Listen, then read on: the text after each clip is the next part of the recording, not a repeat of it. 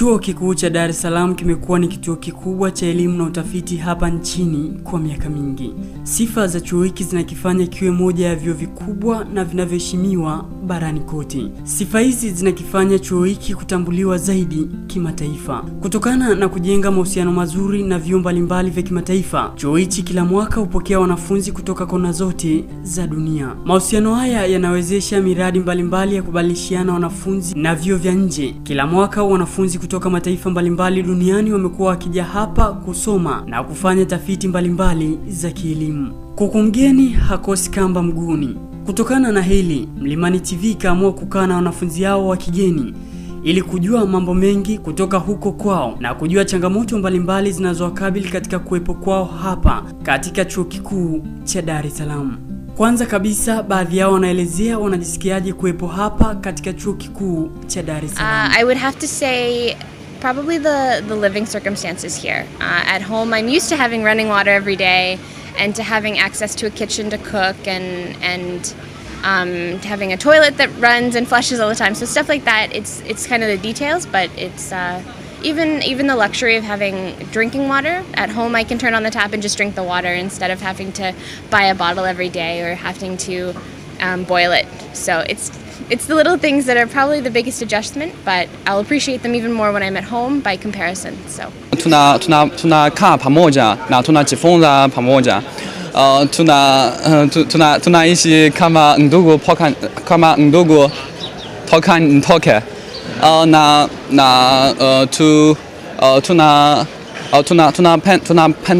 Tunapenda UDSM hapa. UDSM ina mandhari nzuri na wanafunzi na walimu hapa wao ni wakalimu sana. Lugha ni kielelezo muhimu sana cha utamaduni. Kutokana na hili, baadhi ya wanafunzi wamekuwa wakijifunza Kiswahili kabla ya kuja hapa nchini, na wengine wamekuwa wakijifunza kutokana na kujichanganya na watumiaji wa Kiswahili. Andrew Harvey kutoka Canada, Christopher Muller na Leonard Van Golen kutoka Ujerumani wanatuelezea uzoefu wao katika hili. Lugha ilikuwa changamoto. Nilipofika hapa sijaweza kuongea hata kidogo, lakini niliona haraka kwamba sijaweza kufanya utafiti wangu kwa kutegemea kwa Kiingereza. Nikiingia kijijini siwezi kutumia Kiingereza tu, kwa hiyo nilijaribu kujifunza haraka. Yani changamoto ya pili ilikuwa kwamba sijachukua masomo ya Kiswahili hapa kutoka chuo. Nilihitaji kujifunza ni barabarani, mtaani. It's not a big challenge kwa sababu watu wote wanajua Kiingereza na mimi najua Kiswahili pia, na kwanza watu wameshangaa, mzungu anajua Kiswahili, lakini watu wamefurahi sana, wanapenda sana kuzungumza na mimi, na ni nzuri sana. The problem as well is when everything is in English here at the university, and when you go out on the streets, you know the words like mambo, kaka, or rafiki yangu, so you know how to, or you know the numbers and everything. So you can make a conversation till, hey, how are you? How are you feeling? And when you want to discuss then something, it's over for me actually. Then I start, and or when I negotiate, I also say el futatu, and he say hapana.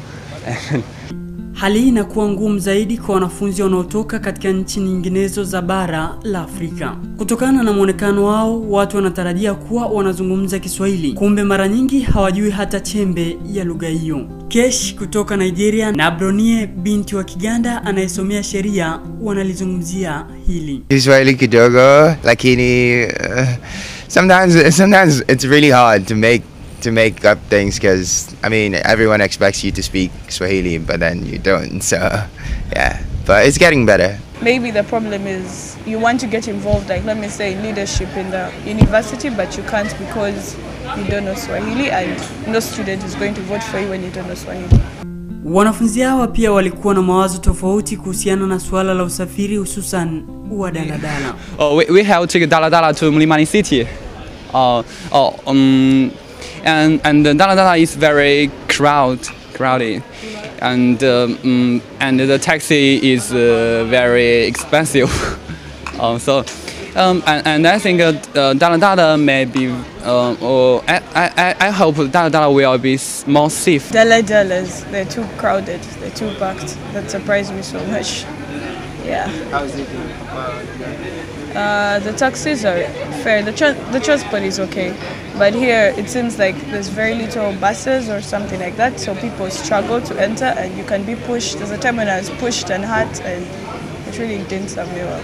Unapoenda kuishi katika jamii nyingine, moja ya vitu ambavyo vinaweza kuwa changamoto ni chakula. Wanafunzi hawa pia walikuwa na mawazo tofauti katika hili. Baadhi yao wanapenda ugali na wengine hawawezi kabisa. Kikubwa kinachoonekana ni upungufu wa machaguo katika aina ya vyakula vinavyopatikana. When I came here, I realized the food is delicious. Chakula kitamu kweli. Na when I come here, I realized that the thing was not so bad as I imagined. Mimi napenda sana ugali. Kama kila jioni nakula ugali na nyama choma. Na nataka nitarudi Ujerumani kama introduce ugali kwa sababu watu hawajui ugali. Chakula baya. Kwa nini? Chakula baya. Sipendi ugali.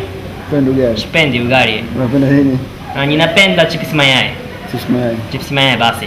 I think there's a lot of things that I'm adjusting to, like rice and ugali all the time is a lot to adjust to when I'm used to very different foods, but it's going pretty well so far.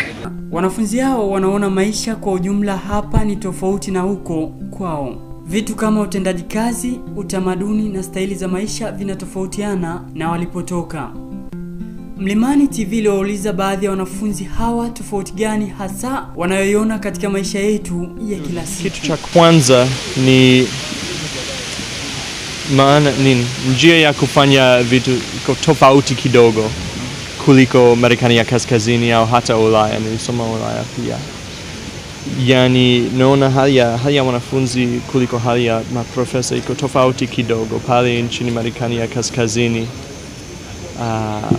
watu wapo nini sawa, hali ya watu ni sawa zaidi. Ninafikiria ninaweza kutumia jina la profesa, ninaweza kuwapeleka email, sio formal sana. Lakini hapa ninaona kuna aina ya hierarchy, kuna aina ya ngazi ya watu tofauti, na lazima kuwa na heshima ya ile ngazi.